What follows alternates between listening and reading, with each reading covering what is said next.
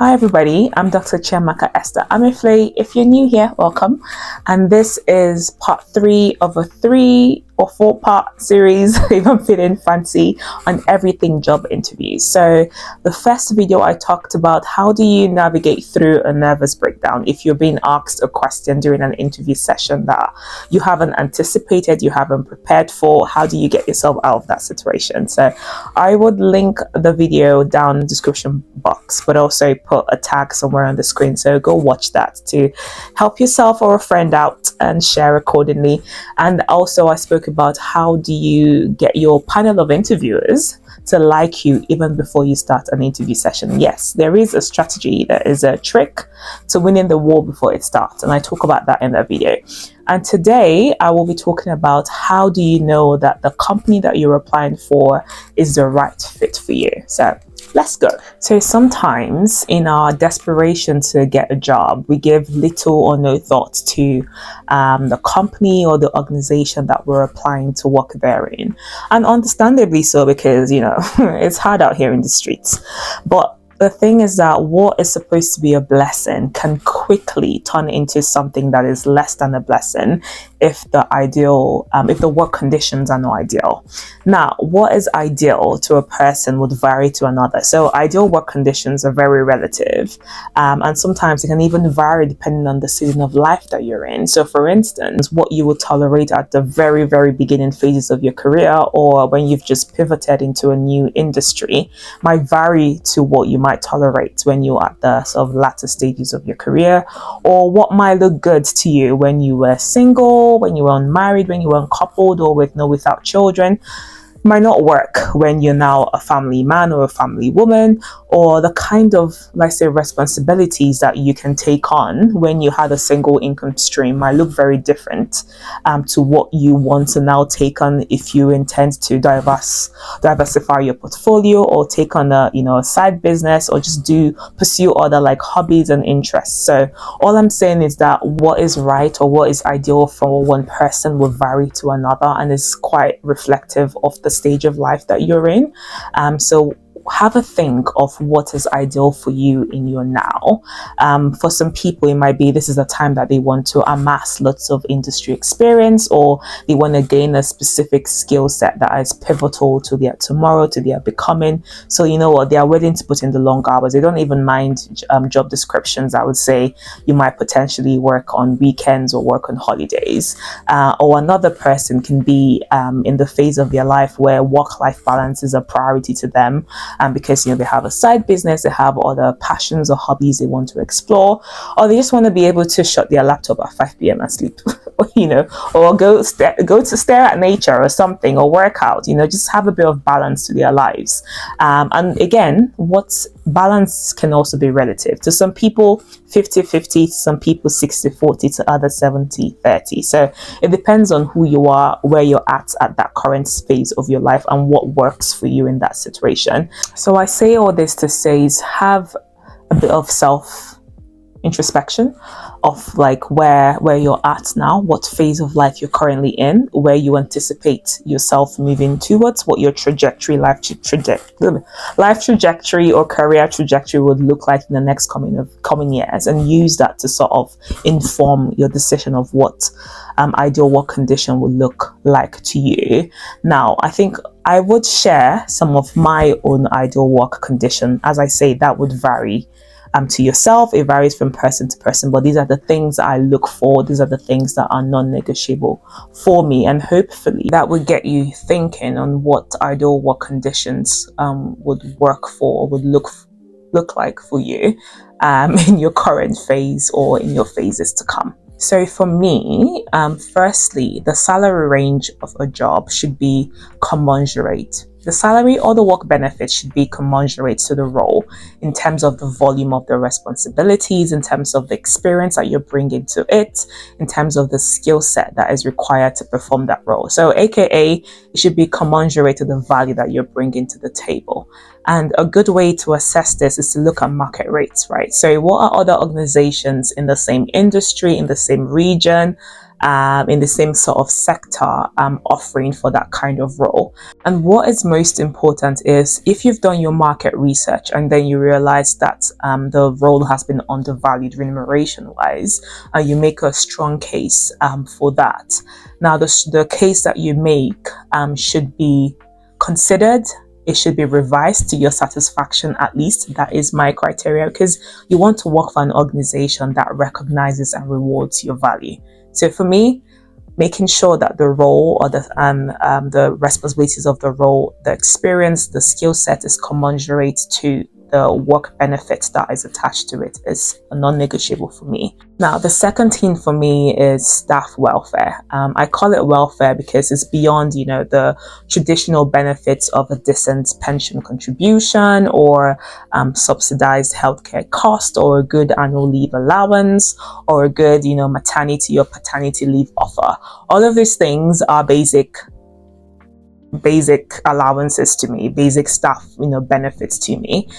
Beyond that, you should apply, or I apply for jobs or to work in company or to work in teams where I feel seen, where I feel heard, and heard to the fact that to the extent that there is, responsive actions and the leaders hold themselves accountable to their decisions, a place where I feel valued, a place where I feel like my contributions are acknowledged and rewarded. So another thing is working in an organization, a company, or in a team where I don't feel discriminated against, where I have a sort of a sense of belongingness.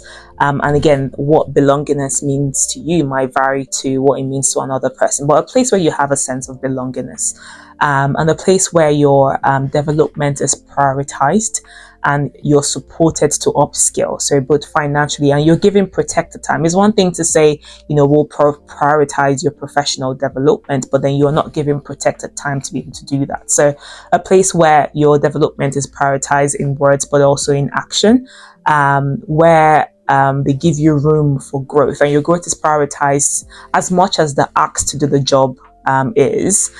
So in a nutshell, I'm keen to work in a company, in an organization, in a team that adds value to me as much as I add value to them. So apart from having salary or work benefits that is commensurate to the role and also staff welfare, another thing that is a non-negotiable for me when I'm picking a company, an organization, or a team is having a wholesome manager and team relationship. Now, I can't overemphasize how crucial having a good manager, quote unquote, has been to my career growth. And by the way, this is what probationary periods are for, okay? It's not just for the organization to assess your performance, but for you to also assess their organizational culture. And you have as equal right as they do to say, I don't want to continue with this job. So probational period is a mutual assessment period. You are checking them out as they are checking you out. And you both have equal rights to say, I'm not really satisfied with what I've seen in this first, I don't know how many, 3 months, 6 months, and I would want to look elsewhere for another job offer. So I know I talked about having a good manager and a good team as a non-negotiable for me when I'm picking out an organization, a company or a team to be situated in. But what does having a good manager mean? I feel like Galatians 5:22-23 summarizes what good looks like. It talks about the fruit of the Holy Spirit, and I feel like it's applicable across all facets of life. And I will go through what that can mean when I talk about even having a good manager or a good team. Now, it talks about love as a tenet of social relations, and love in that respect means many things. Start with commitment. So what does a committed manager look like? So it can be someone who, when you feel strong-armed by another senior officer, is for you, someone that will defend you, someone that is loyal to you, someone that is faithful, again, another fruit of the Holy Spirit. And also we spoke about self-development, right? So a manager that is committed to your progression goals, someone that does not see your rising as a threat to them, and when they perceive that you are due for a promotion, they will give you a solid backing. So someone that is committed to you, even in situations that are threatening for you, that would stand by you, that would defend your abilities, your value system, your competency, and someone that is committed to your growing, to your developing, and would make sure you have all the support that you need to do so. Now, another aspect of love is also joy, and joy means uncircumstantial happiness. Now, what does that mean in the context of a manager or team? Now, you want a manager that will be happy for you, a manager that would celebrate you, that would toot your horn to the executives when you've done some really, really good, amazing work. And the uncircumstantial bit can also look like this. Someone that even when you've performed, substandard, or and they don't sort of leverage that opportunity to castigate you the more or to even punish you, but instead offers you a helping hand. Someone that is patient with you, again, another fruit of the Holy Spirit, someone that treats you with kindness because they realize that you're a human being that is created in the image of God with value and with purpose and should be respected at all times and in all conditions.